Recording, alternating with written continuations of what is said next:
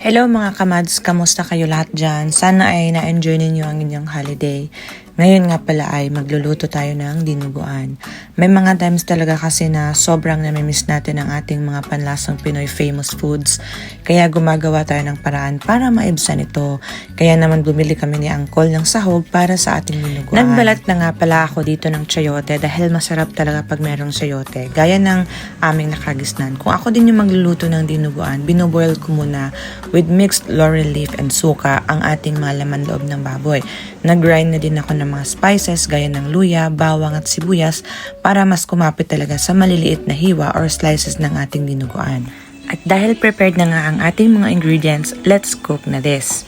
Nagkayayaan nga pala ang mga kaibigan na mag-picnic kami sa park and dala-dala lang kung ano yung mga pwedeng madala namin.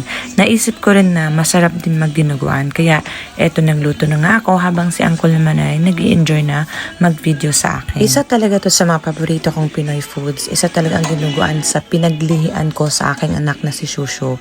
Dahil na rin sa sobrang sarap din magluto ng dinuguan ng aking mother-in-law na si Mama Tata, ang mama ni Uncle. Ang nagturo nga pala sa akin na magluto nito ay ang brother-in-law ko na si Kuya Imbaw. Dahil nga sobrang galing niya din magluto, halos lahat ng putahe. Gawa ng meron din silang eatery or kainan dati. Isang beses niya lang akong tinuruan at dahil nga sobrang sarap ng dinuguan para sa akin, ay talagang simula noon nagluluto at nahanap-hanap ko na talaga yung kinagisnan naming dinuguan. Syempre, kakain tayo depende rin sa pagkaluto ng dinuguan. Minsan, may mga hindi tayo na gugustuhan dahil medyo malangse or malangsa. Pero minsan din, depende rin yan sa pagkaluto kasi. Don't forget your lemongrass or tanglad and red hot chili or kulikot at suka.